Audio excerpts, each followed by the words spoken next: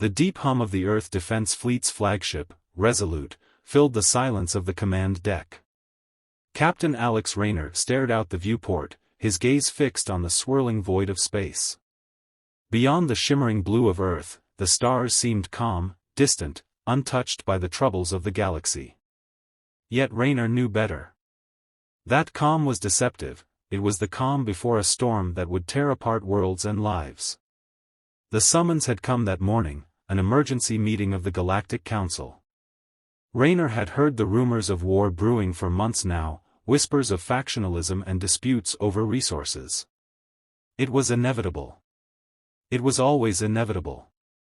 And Earth, as one of the newest members of the Council, had been called to stand in defense of the galaxy, no matter the cost. He heard footsteps behind him and turned to see his first officer, Commander Lynn Farrell, approaching. Her face was a mask of professionalism, but Raynor could see the tension in her eyes. "They're ready for you, Captain," Farrell said, her voice soft but steady. Raynor nodded, pushing down the weight in his chest. The meeting wasn't just a formality, it would be the first step toward war. His crew knew it, the Council knew it, and so did he. He walked down the corridor with Farrell by his side. They made their way to the holobriefing room, where the faces of the Galactic Council's leaders awaited him, some human, others alien, each carrying the weight of their own worlds on their shoulders. "Captain Raynor, thank you for joining us," came the voice of High Counselor Altran, an elderly alien from the tranquil planet of Ithra. His pale, elongated features were pinched with worry.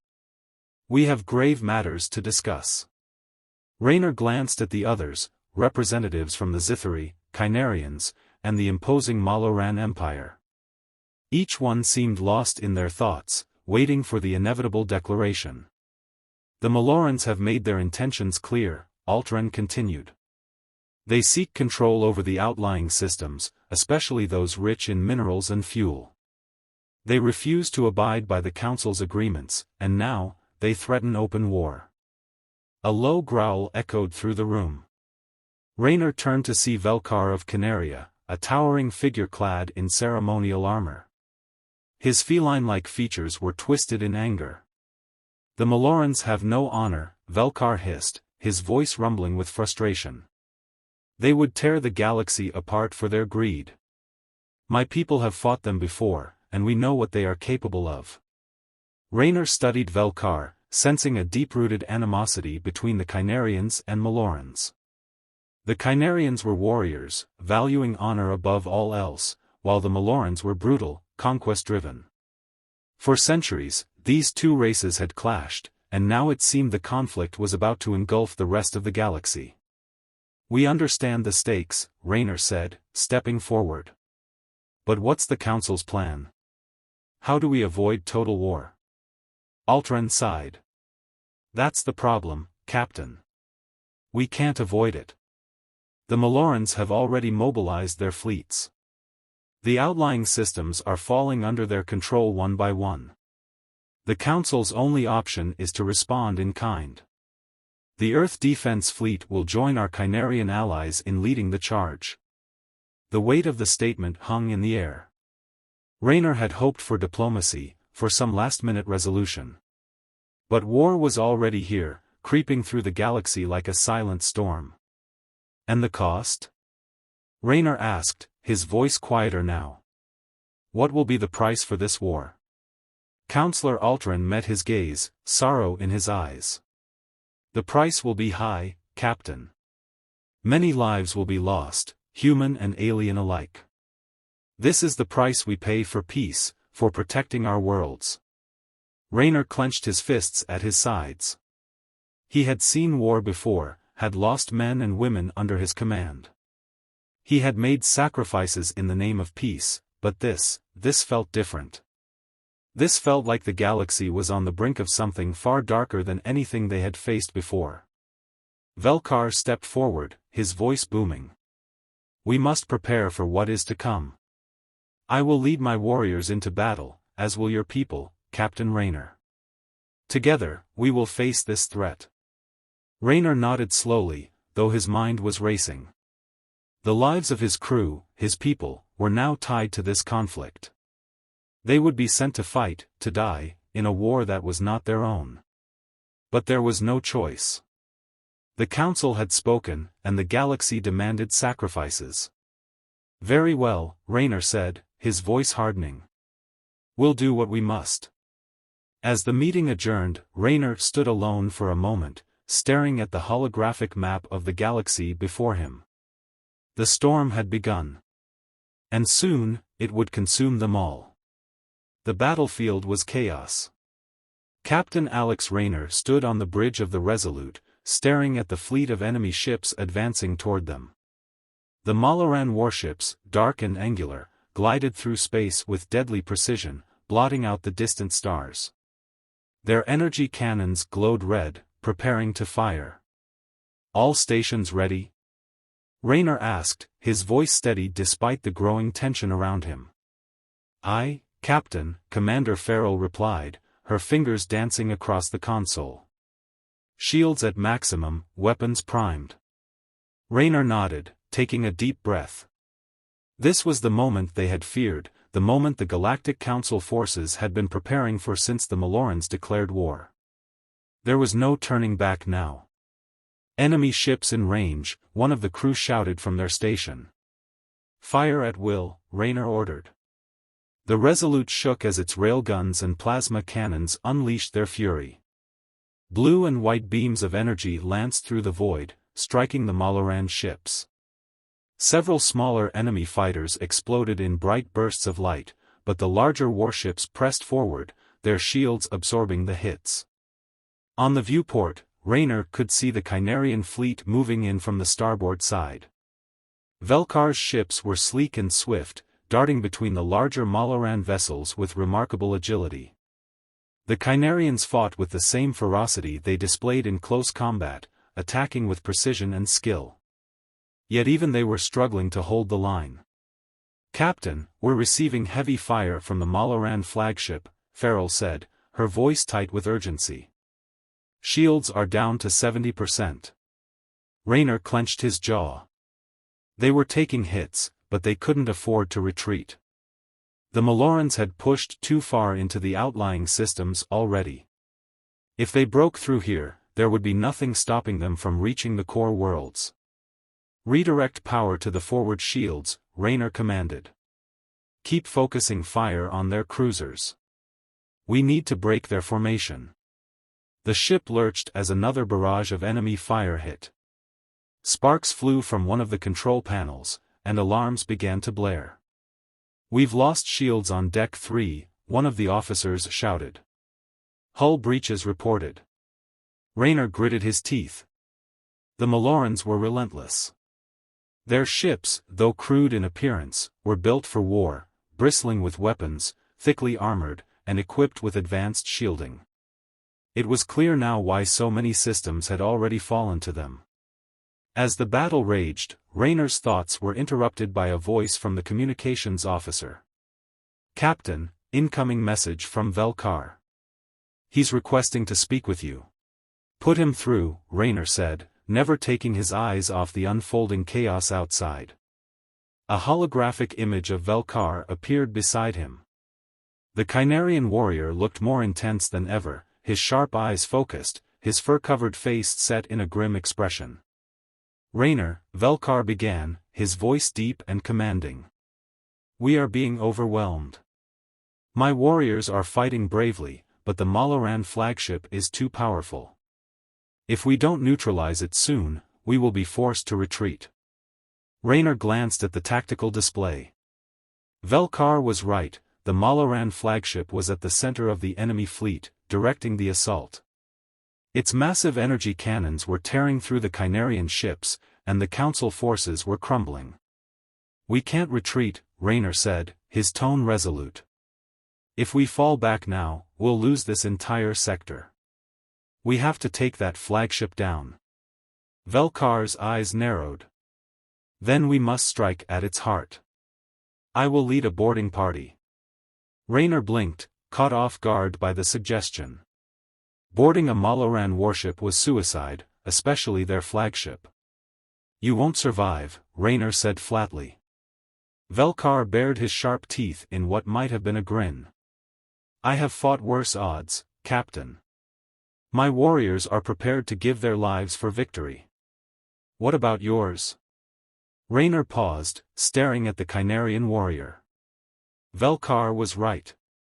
Sacrifices had to be made in this war. But sending a team of soldiers into the heart of the enemy flagship, it was a death sentence. Yet the alternative was defeat. Hesitation could mean the loss of thousands of lives across the galaxy. After a long moment, Raynor gave a curt nod. Very well. I'll send a team to support you. But remember, Velkar, we're not just fighting for glory. We need to win. Velkar's image flickered as the connection ended, and Raynor turned to Farrell. Prepare a strike team. We're sending our best soldiers with Velkar. Make sure they're ready to go in 10 minutes. Farrell's face was grim, but she nodded and relayed the order. Raynor knew what this meant. Some of those soldiers wouldn't be coming back. This was the cost of war. As the minutes passed, the Resolute continued to exchange fire with the Maloran fleet, the battle growing more desperate by the second. Raynor watched as the Kynarian ships formed up around the enemy flagship, preparing for Velkar's daring assault. It was a bold plan, one that might just turn the tide of battle, or lead to a disastrous defeat. All strike teams deployed, Captain, Farrell reported. Raynor gave a silent nod. Now, all they could do was wait.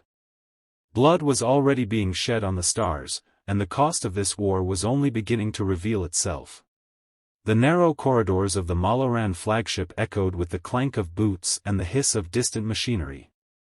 Captain Alex Raynor moved swiftly through the shadows, his pulse steady but his mind racing. The rescue mission had been a calculated risk, one that might cost them all their lives. Behind him, Commander Farrell and the rest of his strike team moved in silence, weapons at the ready. They had infiltrated the ship under the cover of a massive battle, with the Kynarian assault led by Velkar serving as their distraction. The plan was simple: get in, rescue the prisoners, and get out. But nothing was ever simple in war. Captain, we're nearing the holding cells, Farrell whispered, her voice barely audible through the static of their comms. Raynor nodded. Stay sharp. Malorans won't make this easy. As they reached the final bend in the corridor, Raynor motioned for the team to halt. He could hear voices, gruff, low, unmistakably Maloran.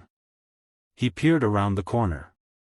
2 guards stood outside a thick, metal door, their reptilian faces expressionless, their hands resting on brutal-looking rifles. Raynor signaled to Farrell. She nodded, raised her plasma pistol, and with 2 silent shots, the guards crumpled to the floor. No time for hesitation. Raynor rushed forward, his heart pounding as he keyed in the override sequence on the door. A few tense seconds passed, and the door slid open with a hiss. Inside, the room was dimly lit and smelled of damp metal. Huddled in the corner were the prisoners, humans and Kynarians, their faces gaunt and covered in grime. Raynor's heart twisted at the sight. These were soldiers who had been left behind during the last battle, forgotten in the chaos of war. One of the prisoners, a young human woman, looked up, her eyes wide with disbelief. Captain Raynor? Is it really you? Raynor knelt beside her, placing a hand on her shoulder. We're getting you out of here. Stay close, and stay quiet. The prisoners slowly rose to their feet, weak but determined. Raynor counted them. 15 in total, fewer than he had hoped, but enough to make the mission worthwhile. Captain, Farrell whispered, her voice tight with concern. We've got movement. Malorans, closing in fast. Raynor cursed under his breath. They'd been too slow. The element of surprise was gone. We have to move. Now. As the group hurried down the corridor, the sounds of heavy footsteps and harsh Maloran voices echoed behind them. Raynor knew they wouldn't make it to the extraction point in time. The enemy was closing in, and they were outnumbered.